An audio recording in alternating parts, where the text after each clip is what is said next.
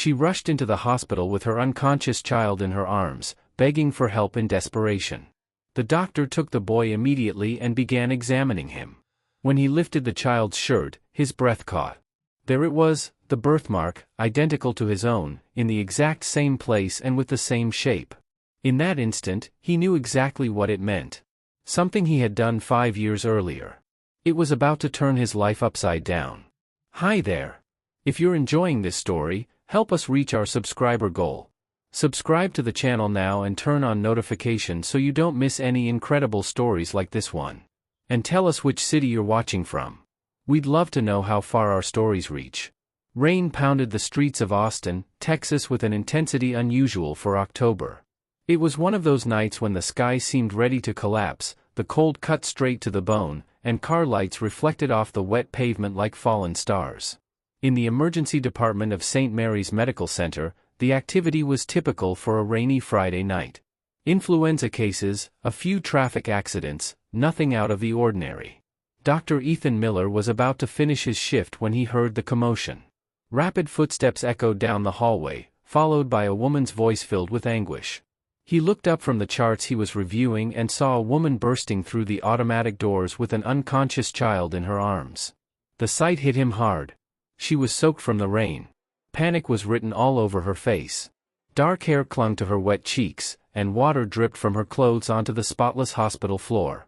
But what truly caught Ethan's attention was the child. He was pale as chalk, lips tinged blue, his body limp and heavy, hanging without strength like a rag doll. "Please, someone help me. My son can't breathe properly," the woman said in a hoarse voice, thick with terror. Ethan did not hesitate. Years of experience as a pediatrician took over instantly. He rushed toward her and held out his arms. "Give him to me. Come with me, now." She followed, staggering, holding onto her son until the very last second, as if afraid someone might take him away. Ethan led her into one of the emergency rooms, where the team was already moving into action.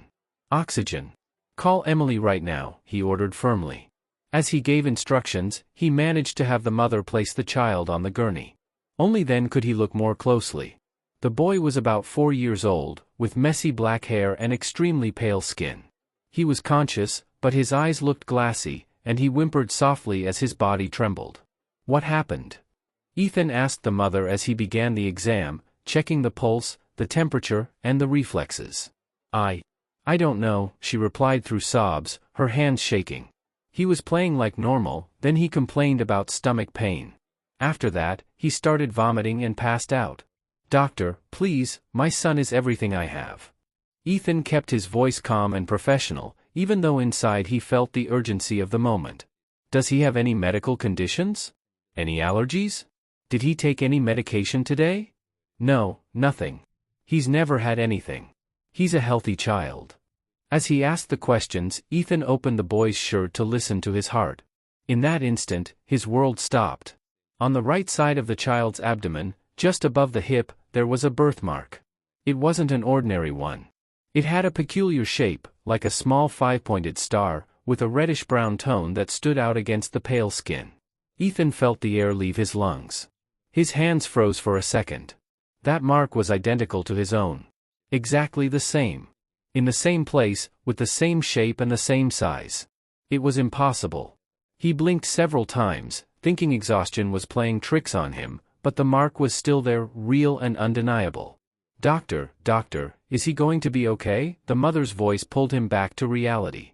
Ethan forced himself to continue the exam. His hands trembled slightly as he checked the child's pupils and breathing and ordered urgent blood tests. His mind was working on 2 levels at once, the physician doing his job and the man trying to understand what he had just seen. "We're going to admit him for observation and run some tests. We need to find out what's causing these symptoms," he said, his voice rougher than usual. Emily entered the room with the support equipment. Ethan gave the necessary instructions, requesting full lab work, liver function tests, and an abdominal ultrasound. While the team worked, he stepped aside and watched the mother beside her son. She held the boy's hand as if it were a lifeline, whispering words of comfort. She looked a little over 30, with delicate features marked by worry and brown eyes reddened from crying. "What's his name?" Ethan asked, trying to sound casual. "Lucas Parker," she answered, looking at him pleadingly. "And I'm Sarah Parker." "Nice to meet you, Sarah. I'm Dr. Miller.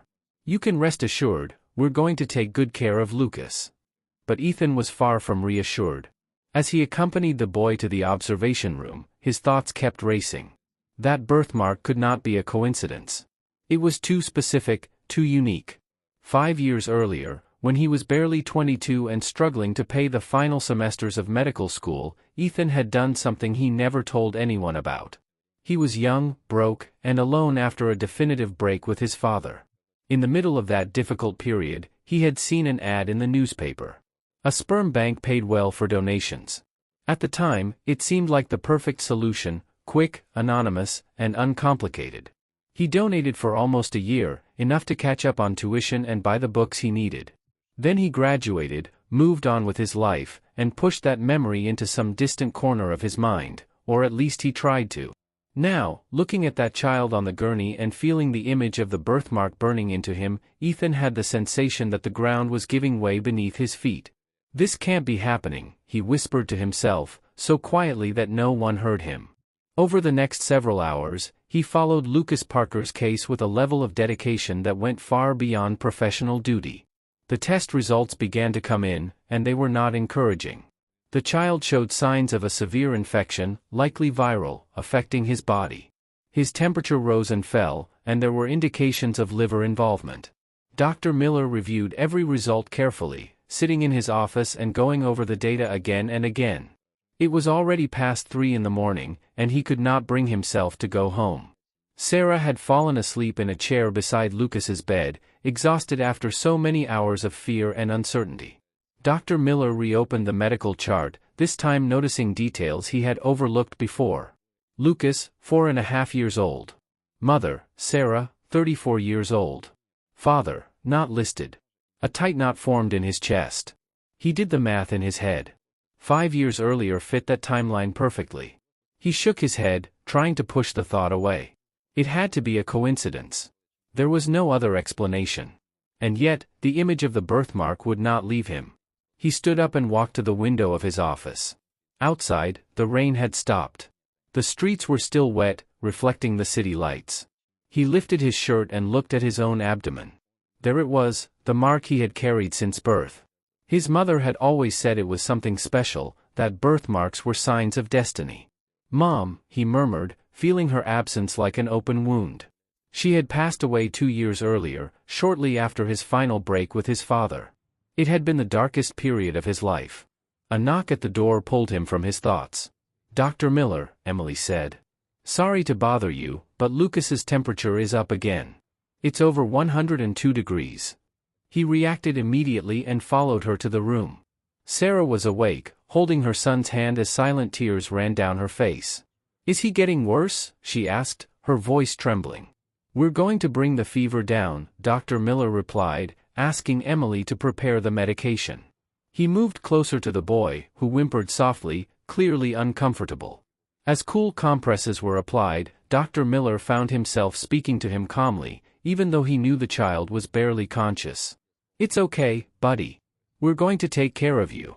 Sarah watched him with a mix of gratitude and desperation. "Doctor, I have no one. It's just him and me. If something happens to him, I won't be able to survive it." He interrupted her gently but firmly. "We're going to find out what's wrong and treat it." He sat on the edge of the bed, something he normally never did. It was a closeness outside protocol, an instinct he could not fully explain. "Tell me a little about you," he said. "Does Lucas have a father? Is there anyone in the family we should notify?" Sarah swallowed and shook her head. "No. It's just the two of us. It's always been that way."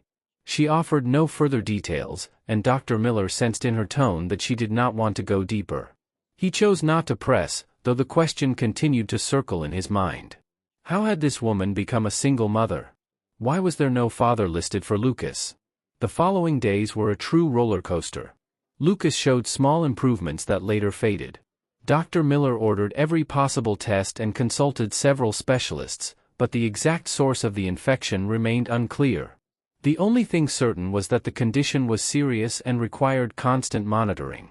He found himself visiting the room several times a day, far more often than his medical duties required. He told himself it was professional vigilance, but deep down, he knew there was more to it. Sarah did not leave the hospital. She slept in the uncomfortable chair beside her son and refused to go home, even when the nurses suggested she get some rest. "You need to take care of yourself too," Dr. Miller told her during one visit, noticing the deep circles under her eyes and the pallor of her face. "You won't help Lucas if you get sick." "I can't leave him alone," she replied stubbornly. "I've been through this before," she added in a near whisper. "I promised him I would never abandon him." There was a pain in her words that went far beyond the current situation. Dr. Miller pulled up a chair and sat beside her. "Can I ask you something? You don't have to answer if you don't want to." She looked at him cautiously, then nodded. "Lucas's father, he never existed. Not in the traditional sense." She took a deep breath, as if preparing to say something she rarely spoke aloud. "I had artificial insemination," she confessed.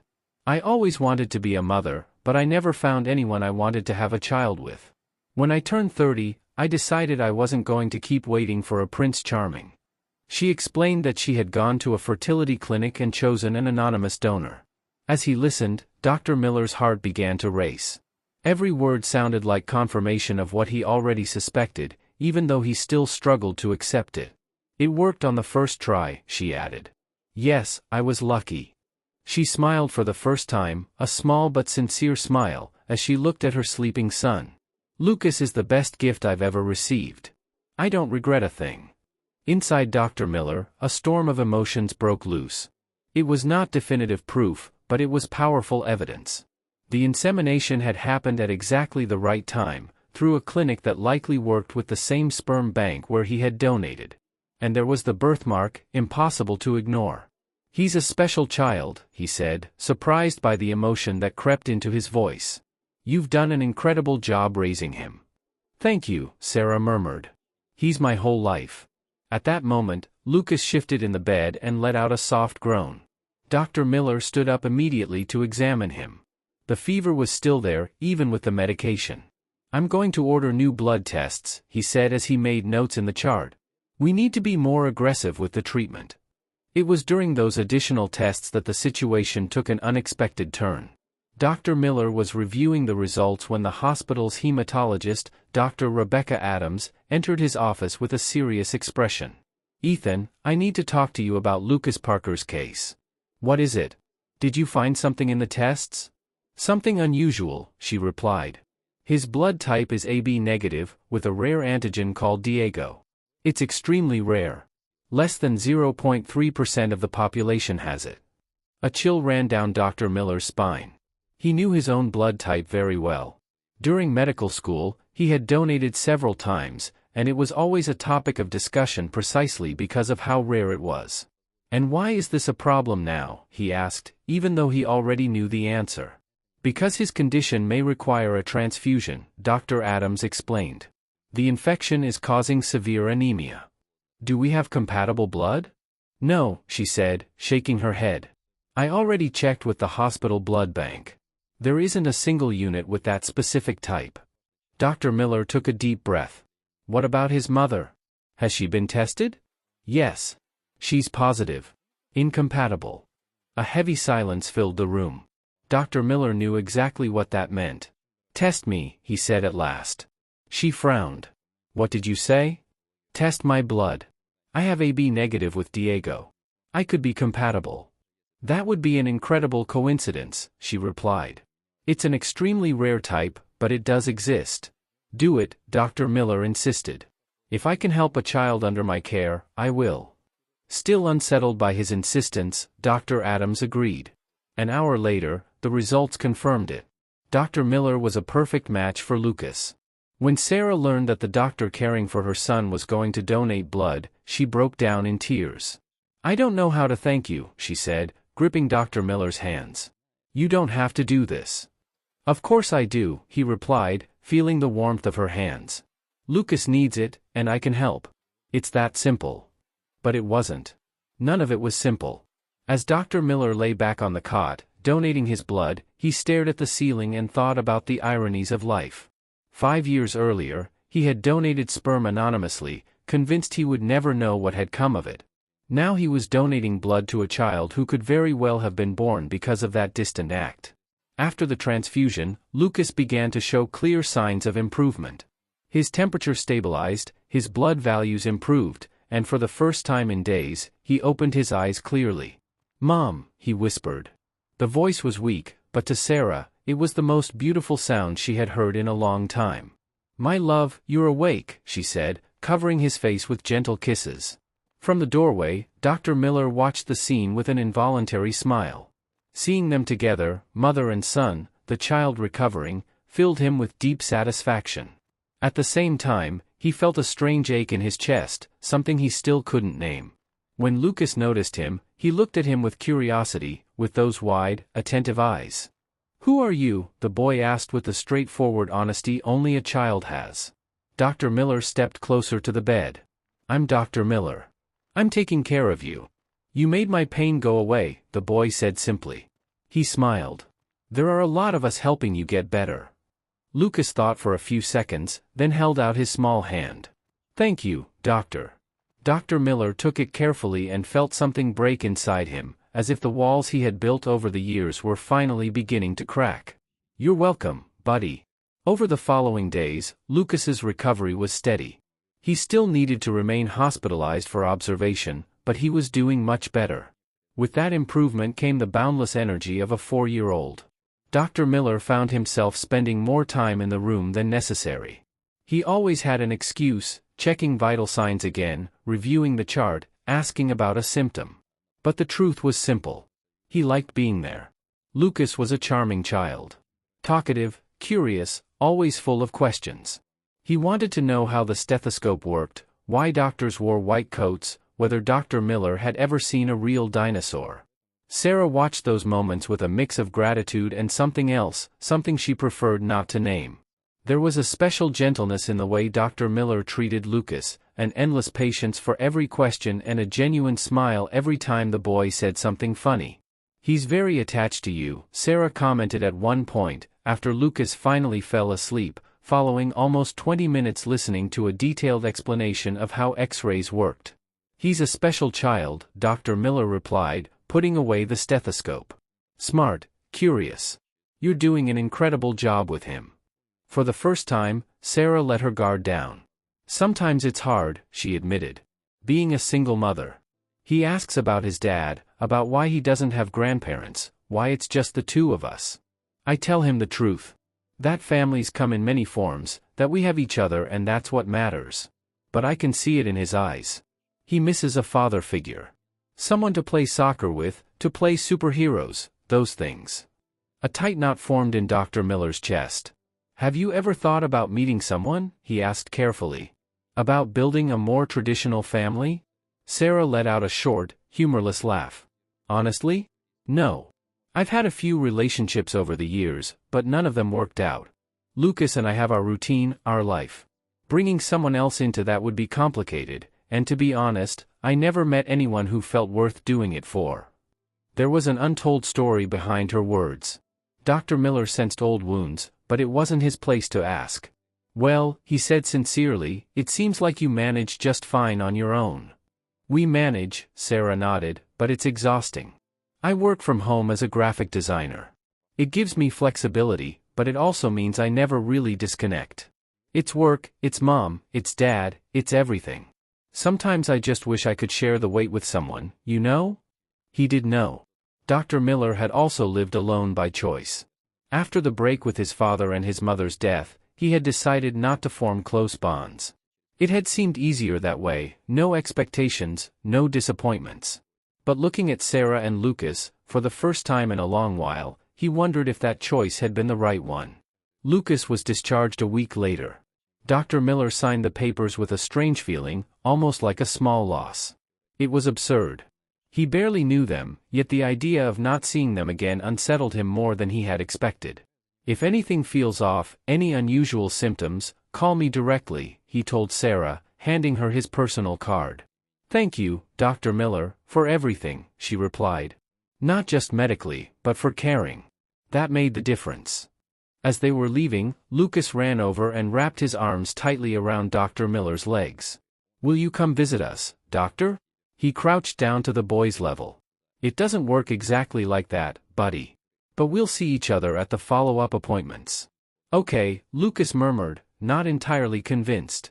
They left, and Dr. Miller remained standing in the hallway, with a hollow feeling he couldn't quite explain. Emily, the nurse, walked past him and gave him a knowing smile. "You got attached." "Not at all," he replied immediately.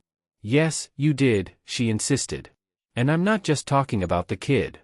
He shot her a sharp look, but Emily laughed and kept walking. In the days that followed, Dr. Miller tried to return to his routine.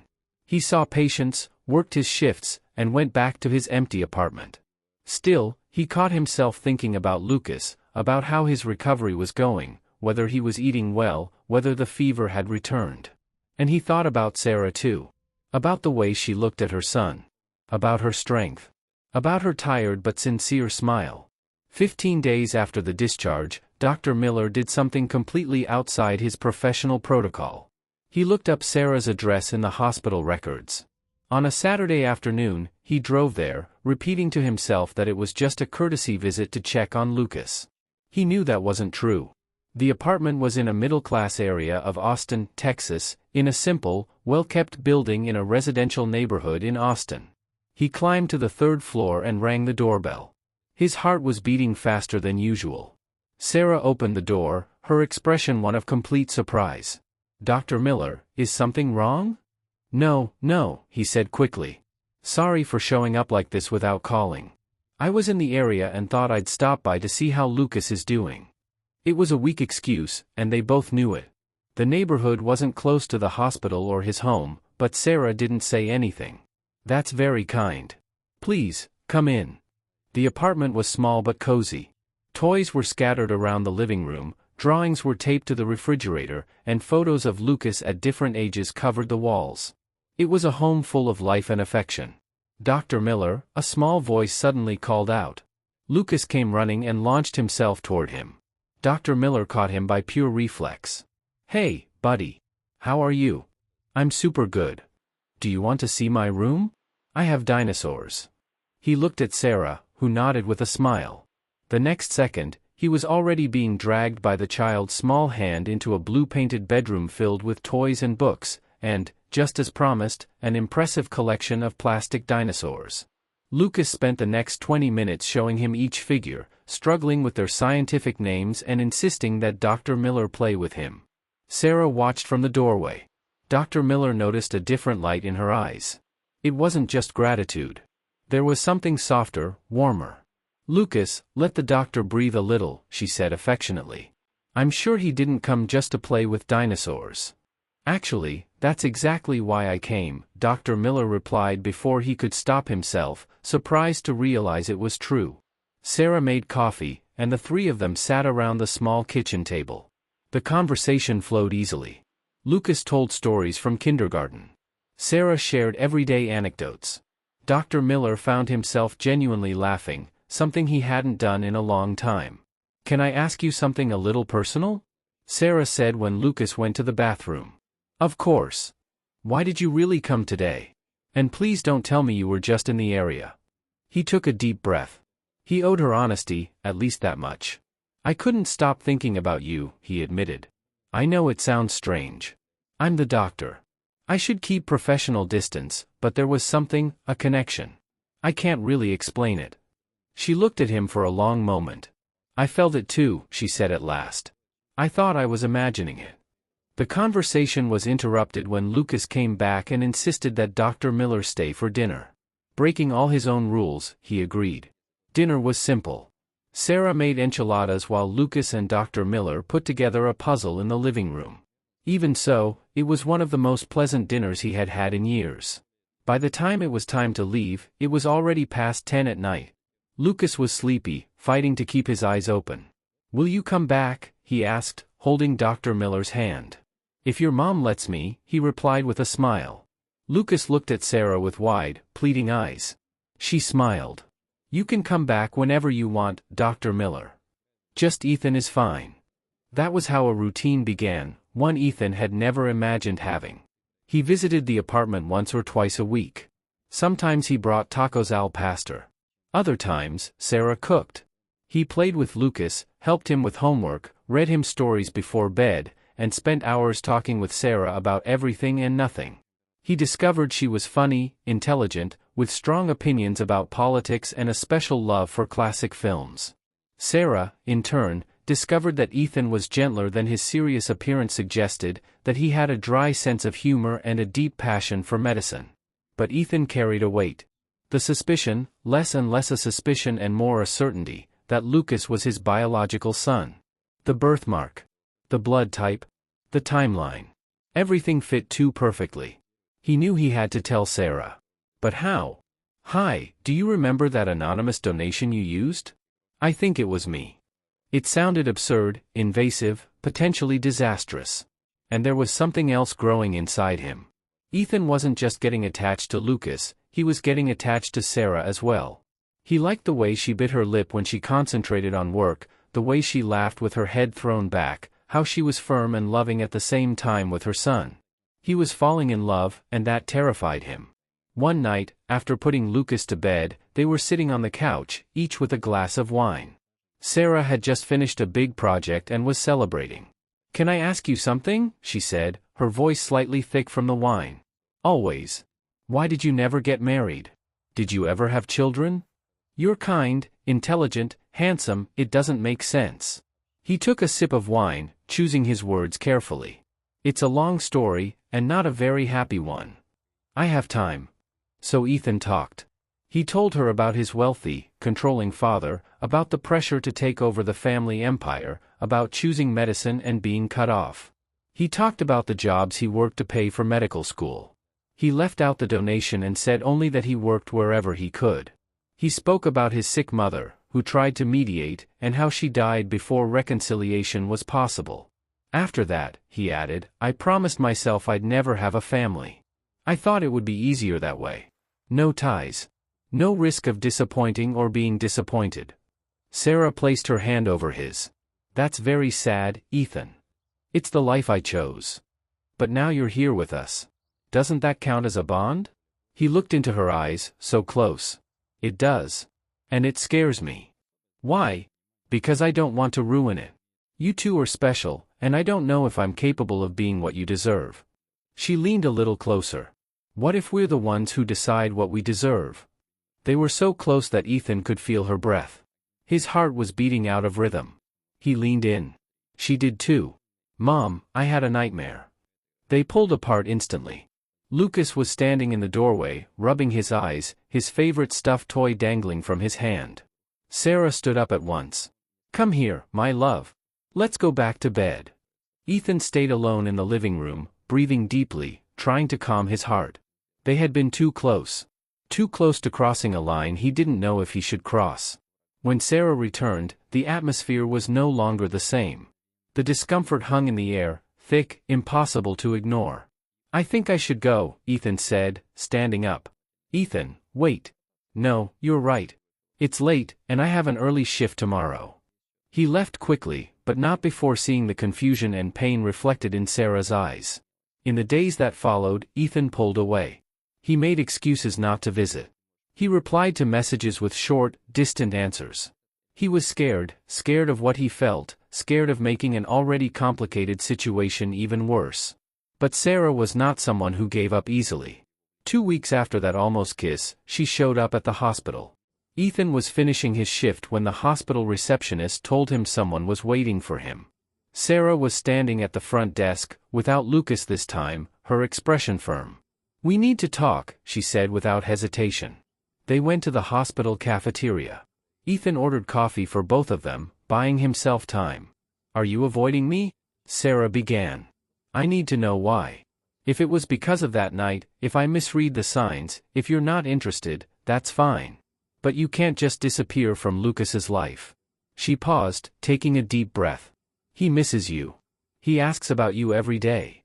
A sharp stab of guilt went through Ethan. "I never meant to hurt Lucas." "But you are hurting him," she replied. "And you're hurting me too. It's complicated." "Then uncomplicated," she insisted. "Explain what's going on." Ethan held her gaze, those brown eyes, so direct, so honest. He owed her the truth, or at least part of it. "I'm afraid," he admitted. Afraid of getting too close and ruining everything. You have a good, stable life. I'm a workaholic, bad at commitment, with a broken family. I don't want to be another disappointment in your lives. She shook her head. You don't understand. You're already part of our life. She stopped for a moment, visibly vulnerable. Lucas adores you. And I care about you too. More than I should. Sarah. No, let me finish, she said. I spent the last 4 years building a life on my own. Convincing myself I didn't need anyone but my son. And then you showed up, with your patience, the way you treat Lucas, your strange but beautiful smile, and you turned everything upside down. She took a deep breath. Yes, it's scary. But I think it's worth the risk. Ethan wanted to say so many things. He wanted to talk about the birthmark, the donations, his suspicions. But the words stuck in his throat. I need time, was all he managed to say. She stood up. The disappointment was clear on her face. Okay. But don't disappear completely, all right? At least keep being Lucas's friend. He doesn't deserve to lose you because of my wrong expectations. She left before Ethan could respond. In the weeks that followed, Ethan tried to find a middle ground. He visited occasionally but kept his distance from Sarah. He focused on Lucas, played with him, helped with homework. Even so, the tension between the adults was obvious. It was during one of those visits that something happened that changed everything. Ethan took Lucas to the park. It was a sunny Saturday, and the boy was bursting with energy. They played soccer, went on the swings, ran nonstop. A children's soccer tournament was happening nearby, and Lucas watched it with fascination. Ethan, do you play soccer? I used to, when I was younger. Can you teach me? Really? Mom tries, but she's not very good. Ethan laughed. Of course, buddy. We can practice. And can you come to my game? The school is going to have a tournament next month. I'll try. Lucas lowered his voice. Promise me. All the other kids have their dads there. I wish I had someone there just for me. The words hit Ethan hard. The child had no idea of the impact of what he had just said. I promise, Ethan replied, his voice thick with emotion. I'll be there. Lucas's smile was so wide, so sincere, that Ethan felt his heart break and rebuild at the same time. That night, after taking Lucas back home, Sarah invited Ethan to stay for dinner. He agreed, but the atmosphere was different. There was a new tension. When Lucas fell asleep, Sarah sat down next to Ethan on the couch, closer than she had been in weeks. Thank you, she said softly, for not abandoning him completely. I could never abandon Lucas. She looked straight at him. And me? Could you abandon me? Ethan closed his eyes. I don't want to. Are you afraid? Yes. Sarah took his hand. I'm afraid too. Afraid of opening up and being rejected again. Afraid that Lucas will grow even more attached and you'll decide it's too much. But I think some fears are worth facing. Ethan opened his eyes and met that familiar brown gaze, one he had grown so fond of. Sarah, there's something I need to tell you. Something important. What is it? But before he could speak, before he could confess his suspicions, before he could lift that weight from his chest, Sarah leaned in and kissed him. At first, the kiss was shy, uncertain. Then it deepened. Years of loneliness, of walls built high, of fear of love collapsed in that single moment. When they pulled apart, both were out of breath. I'm sorry, Sarah whispered. I know you were about to say something important, but I needed to do this before I lost my nerve. Ethan pulled her back to him and kissed her again. It can wait, he murmured against her lips. This matters more right now. Even so, in the back of his mind, a voice screamed that he was making a mistake. That he should have told the truth first. That he was building something on a foundation of silence. He chose to ignore it. The months that followed were the happiest of Ethan's life. He and Sarah were officially together, though they kept the relationship somewhat discreet for Lucas's sake. Still, the child was not naive. He noticed the shared looks, the quiet smiles, the natural way Ethan and Sarah gravitated toward each other. Are you two dating? Lucas asked one day, blunt as always. Ethan and Sarah looked at each other, unsure how to answer. Well, she began. Yes, Ethan said. We are. If you're okay with it. Lucas thought for a moment, then smiled. That's fine. But only if you teach me how to do a bicycle kick. Deal. Life settled into a kind of normalcy Ethan had never known. Family dinners. Weekends at the park. Movie nights with popcorn. He still had his own apartment, but he spent far more time at Sarah's apartment than at his own. Still, the secret ate at him. With every passing day, with every moment of happiness, the weight of the unspoken truth grew heavier. He tried to investigate discreetly. He went to the sperm bank where he had donated years earlier, only to discover that the systems had changed several times and that old records were nearly impossible to trace. The fertility clinic where Sarah had undergone the procedure had strict confidentiality policies. Ethan knew there was one definitive way to know the truth, a DNA test. But doing it without Sarah's consent would be an unforgivable betrayal. So he lived in uncertainty, loving that woman and that child, always with a shadow in the back of his mind. Then came the school soccer tournament. Ethan was there, sitting on the improvised bleachers, cheering for Lucas just as he had promised. The boy played with more enthusiasm than technique, but he was clearly happy. When he scored a goal, more by luck than skill, he ran straight toward Ethan and jumped into his arms. "Did you see that? Did you see it? I scored." "I saw it," Ethan said, smiling. "You were amazing, buddy." Sarah watched them with tears in her eyes. "Later," she said softly. "Thank you for giving him this. A man who cares, who shows up. That's all I ever wanted for Lucas." "You don't have to thank me," Ethan replied, kissing her forehead. "I love that boy." "I know," she said. "And he loves you too." She hesitated before adding. "Yesterday, he asked me if you could be his dad." The words hit Ethan square in the chest. "What did you tell him?" That decisions like that take time. That relationships need strong foundations before big steps are taken. "But I wouldn't say no, Ethan, if you were ready." It was the perfect moment. He should have said everything right then. Confessed his suspicions, suggested the tests, explained that there was much more behind the story. But he looked at Sarah's hopeful face and at Lucas asleep in the back seat of the car, and the words faded away. "Let's take it slow," was all he said. The decision to do the test came in a moment of weakness. Ethan was alone at home, reviewing medical files, when he found one of Lucas's hairs stuck to his shirt, a reminder of an afternoon of play. He knew it wasn't ethical or legal. Still, he needed to know. He sent the sample to a private laboratory, using a false name. The week-long wait was torture. When the envelope finally arrived, he held it for several minutes before opening it. His hands were shaking. He read the results over and over again. The results were clear, more than 99%. Lucas was his son. Biologically, without a doubt. Ethan didn't know whether to laugh or cry. Suddenly, everything made sense. The immediate connection. The instinct to protect him. The inexplicable love. It hadn't been imagination or coincidence. It was in his blood. His son. The revelation, however, came with panic. How was he supposed to tell Sarah? Would she think he had gotten close to them knowing the truth from the very beginning? Would she believe it had all been manipulation? He had donated anonymously. Legally, he had no rights or obligations toward Lucas. The document he had signed made that clear. But he loved them. He loved that child, and he loved Sarah. He locked the results in a drawer and tried to go on with his life, but it was impossible. He looked at Lucas and saw reflections of himself. Not just the birthmark.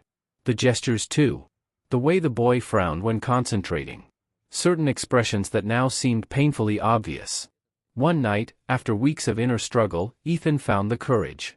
"Sarah, we need to talk about something important." They were alone. Lucas was already asleep. She tensed immediately. "Are you breaking up with me?" she asked.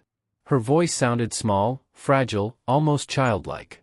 "No, it's not that," Ethan said quickly. "But it's complicated." "Then tell me what's going on." He took a deep breath. There was no turning back. "Do you remember when you told me you used artificial insemination to have Lucas?" "Yes." "And do you remember when I told you that, when I was a student, I took on different jobs to pay for medical school?" "Ethan, where are you going with this?" "One of those jobs was donating sperm to a sperm bank for almost a year, about 5 years ago." Sarah froze. The color drained from her face. For several seconds she said nothing, and Ethan could clearly see the moment when all the pieces came together in her mind. "No, that can't be," she finally said, barely audible.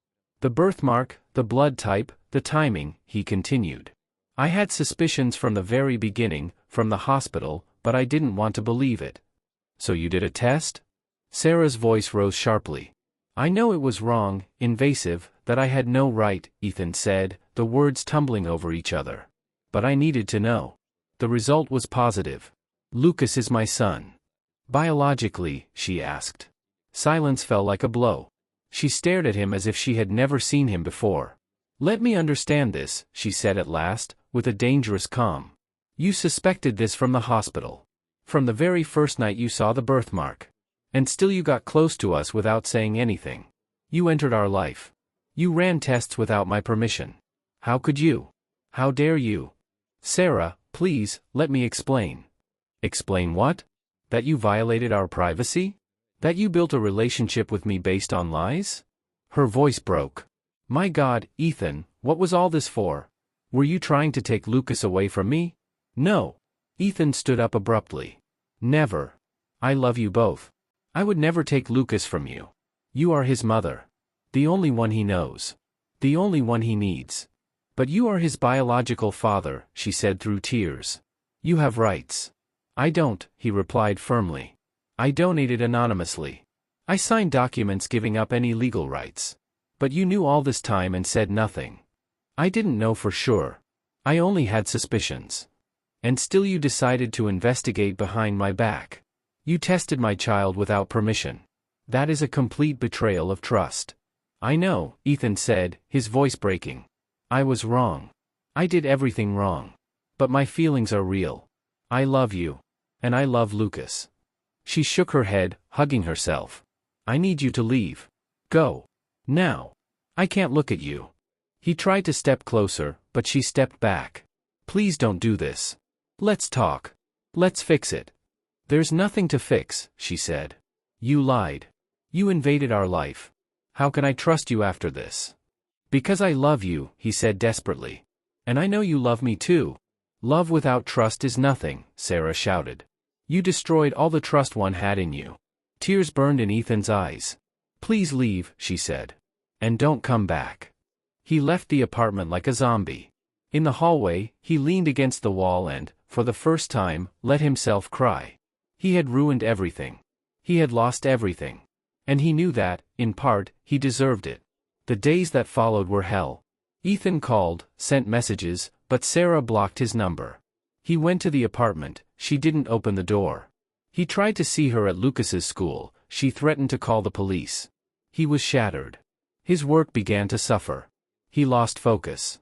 He made small but constant mistakes. His colleagues noticed, but he spoke to no one.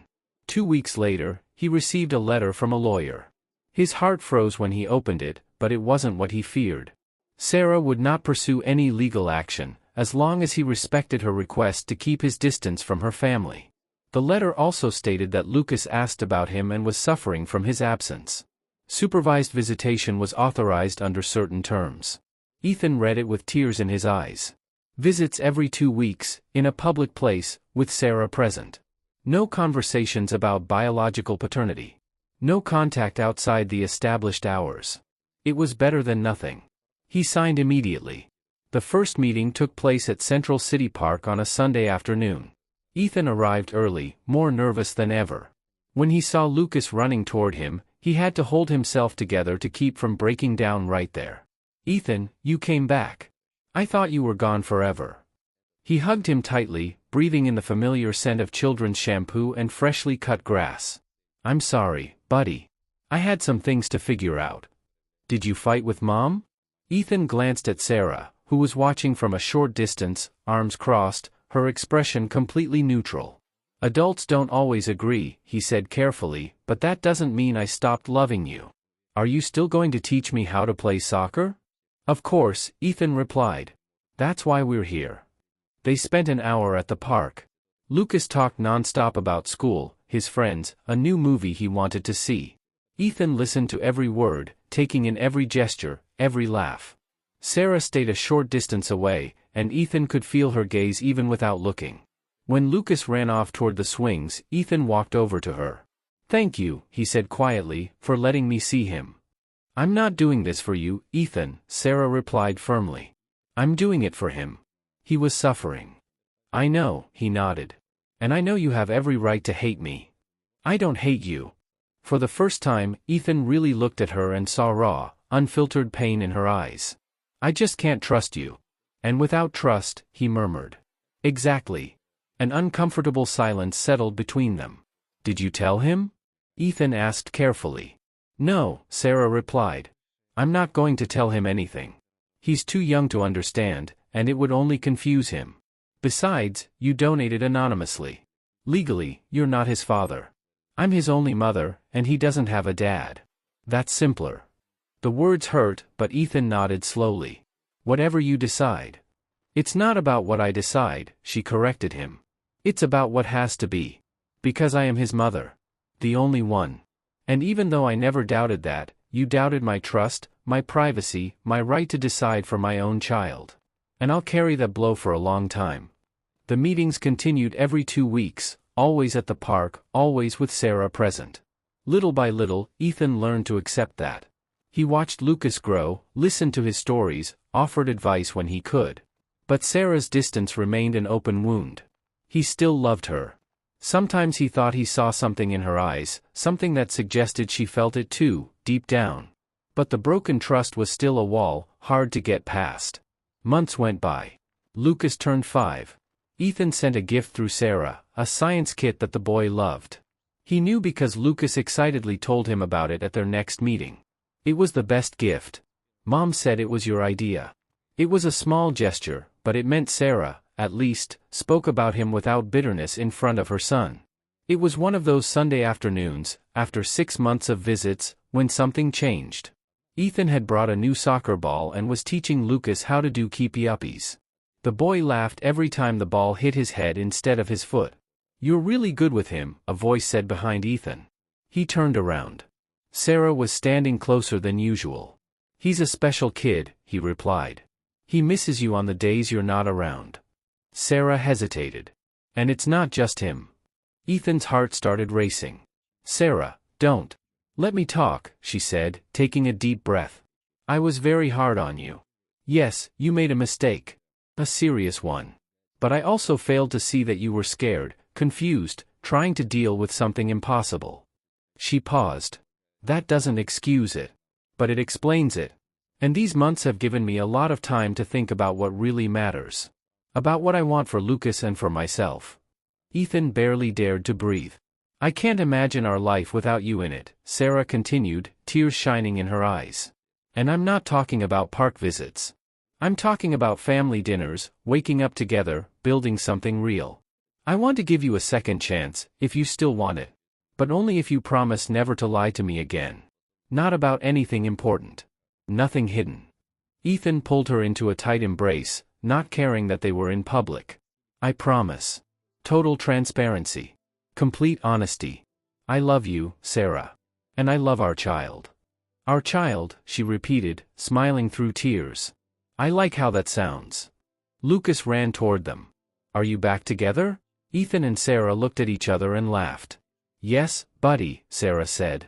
We're really back together. Then, can I call Ethan Dad now? They both froze. They looked at each other in silence. If you want to, Sarah said at last. But remember what we talked about how families don't all look the same. I know, Lucas replied. But he's always here. He cares about me. He plays soccer with me. That's what dads do. Ethan knelt down in front of him. Being a dad isn't just biology, Lucas. It's showing up, taking care of you, loving you without conditions. And I do all of that. So if you want to call me Dad, it would be an honor. Lucas smiled with his whole heart and threw himself into his arms. Dad was the most beautiful word Ethan had ever heard. That night, after putting Lucas to bed, Ethan read him a story. Then, like in the old days, he and Sarah talked for a long time, seriously and honestly. Ethan told her everything. Every detail. The donations. The moment at the hospital when he saw the birthmark. The weeks of fear. The test done without permission. I should have told you from the beginning, he admitted. But I was afraid. Afraid of losing you both. It would have changed everything anyway, Sarah replied. But I understand. It must have been terrifying. They both apologized. They talked about the future. About when and how to tell Lucas the truth. They decided to wait until he was older, maybe 8 or 9, when he could understand it better. "Do you want to claim rights as his biological father?" Sarah asked. "No," Ethan answered without hesitation. "I donated anonymously. I'm not going to use biology to take any rights away from you regarding Lucas," Ethan said firmly. "If one day you allow me to adopt him formally, it would be the greatest thing life could ever give me. But only if you feel comfortable. Only when you decide." "And what if I tell you that I already do?" Sarah replied softly. Ethan looked at her, surprised. "You're serious?" "Completely serious," she nodded. "You're already his father in every way that matters. Why not make it official?" Tears filled Ethan's eyes. "I'd love that," he whispered. 6 months later, Ethan and Sarah got married in a small, intimate ceremony, surrounded only by the people closest to them. Lucas was the ring bearer, proud in his little suit, walking with a huge smile. Even more important than the wedding were the documents Ethan signed 3 months later. The adoption papers. From that moment on, not just in his heart, not just in biology, but also legally, Lucas was his son. The night the adoption was finalized, the 3 of them were sitting on the couch. The same couch where, some time before, everything had almost fallen apart. Where Ethan had been on the verge of losing everything. "I have something to show you," Sarah said to Lucas, who was now 6 years old, as she pulled an envelope out of her bag. "Do you remember when we talked about how you came into the world? About how Mom went to a special clinic to be able to have you?" Lucas nodded, curious. "Well, it turns out that the donor who helped Mom have you was Ethan." The boy frowned, processing the information. "So, does that mean Dad Ethan is my real dad?" "My real dad," Sarah replied. "He always has been. And yes, he's also your biological father. You share the same blood. That's why we have the same little mark on our belly," Ethan added with a smile. Sarah and Ethan looked at each other, surprised. "You noticed?"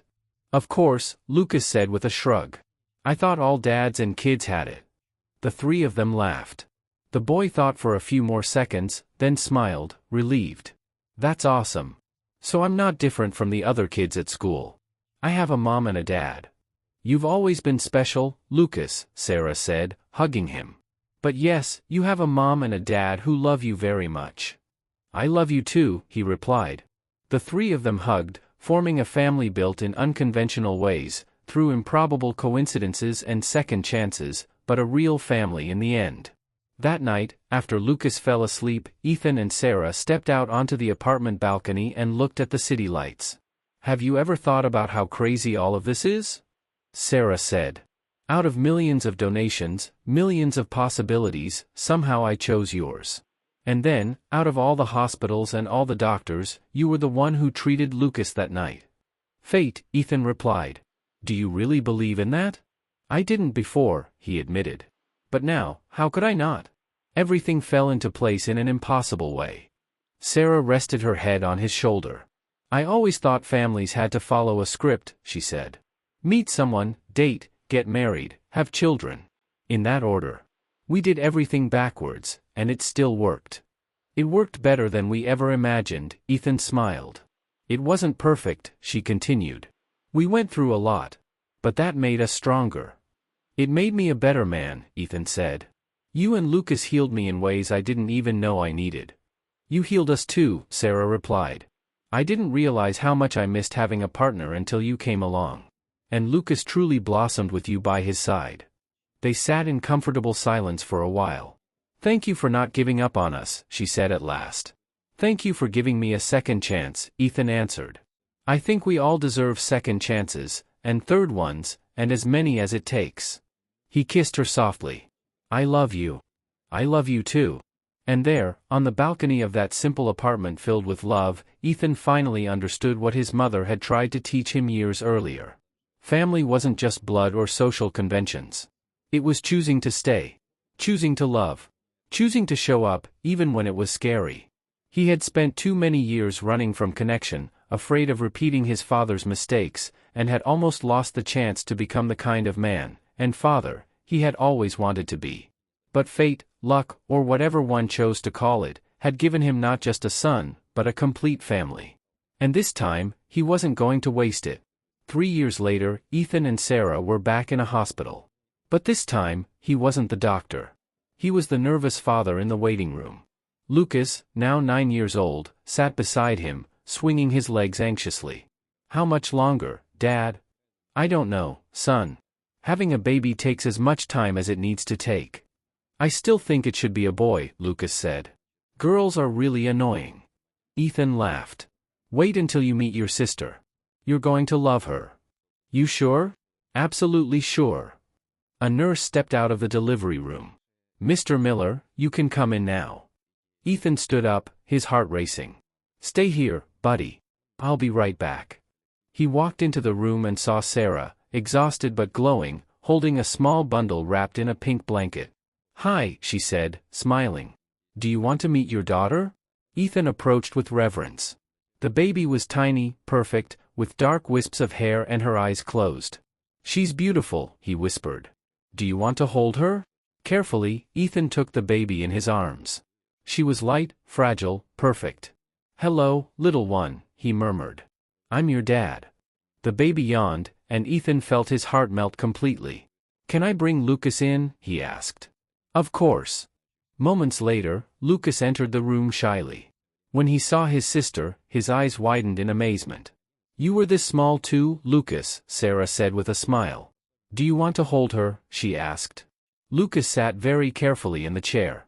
Ethan placed the baby in his arms, watching every movement. "Hi, little sister," Lucas whispered. "I'm your big brother. I'll always protect you." Ethan and Sarah looked at each other with tears in their eyes. Their family was complete. "What are we going to name her?" Lucas asked curiously. "What do you think about Grace?" Sarah suggested. Ethan felt a lump rise in his throat. His mother would have loved to meet her granddaughter. "Grace is perfect," he said, his voice breaking. That night, after Lucas went home with Ethan's father, because over the years, the family had finally reconciled, Ethan stayed at the hospital with Sarah and Grace. While the baby slept in the crib beside the bed, Ethan took Sarah's hand. "You know I never imagined this, right?" he said softly. "A family. Children, plural. And now I can't imagine my life any other way. You, Lucas, Grace, you're everything to me." "We love you so much too," Sarah replied. Ethan smiled. "You know what's the most ironic part? I spent years afraid of becoming my father. Distant. Cold. Obsessed with work. Incapable of truly loving. And in the end, you're nothing like him," Sarah said. "You're present. You're attentive. You choose to be here every day because we're worth every second." Grace began to fuss softly, and Sarah picked her up to nurse her. Ethan watched the scene in silence, his wife, his newborn daughter, and marveled at how unexpectedly life could turn. 5 years earlier, he had been a lonely man, convinced that was the best way to live. Now he was a husband, the father of 2 children, and deeply in love with the life he had built. "What are you thinking about?" Sarah asked, noticing his expression. "About how I almost ruined everything," Ethan replied. "That night you asked me to leave, I thought I had lost it all. But you fought for us. You accepted my mistakes, gave me space when I needed it, and little by little, you showed me I could earn back your trust. I couldn't give up. You were too important. And look at us now," Sarah smiled. "A family of 4. "A family of 4, Ethan repeated with a smile. "It sounds perfect." Grace fell asleep in her mother's arms. Sarah gently placed her in the crib, and the two of them stood there watching her breathe peacefully. "Ethan." "Yes?" "Thank you for that night at the hospital, 5 years ago. For being the doctor on call. For noticing the birthmark. For being curious, scared, imperfect, and human. All of that brought us here, didn't it?" Ethan kissed her forehead.